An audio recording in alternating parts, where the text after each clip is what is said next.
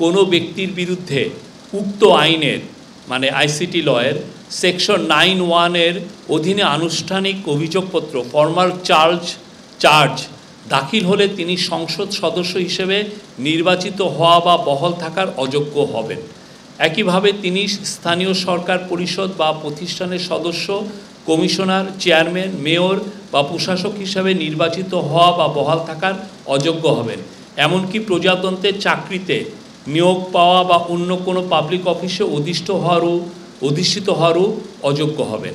যেটা ইম্পর্টেন্ট জিনিস সেটা হচ্ছে যে এর বাইরে যে আমাদের মন্ত্রণালয়গুলো, আমাদের অ্যাডভাইজাররা যখন টেক ওভার করেন তারা তাদের মতো করে প্রত্যেক মন্ত্রণালয়ে প্রচুর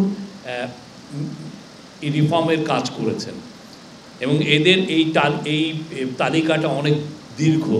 অনেকে আমরা দেখছি যে কেউ বলছেন যে মানে শুধুমাত্র রিফর্ম কমিশনের দিকে তাকিয়ে বলছেন যে এই কাজগুলো হয়েছে, এর বাইরে রিফর্ম কমিশনের বাইরে প্রচুর কাজ হয়েছে। আমি বলবো যে রিফর্ম কমিশন যা সুপারিশ করেছে তার অনেক কয়েক গুণ বেশি কাজ মন্ত্রণালয়গুলো নিজে স্বতঃপ্রণোদিত হয়ে তারা কাজগুলো করেছেন, অ্যাডভাইজার কাজগুলো করেছেন। সেটার জন্য আজকে চিফ অ্যাডভাইজার প্রত্যেকটা মন্ত্রণালয়কে বলেছেন যে এই তালিকাটা সবাইকে সাংবাদিকদের কাছে যেন তারা সরবরাহ করেন দেন বা আমরাই যেটা হয় যে সামনের দিনগুলোতে আমরাই আপনাদের কাছে সেটা প্রকাশ করব।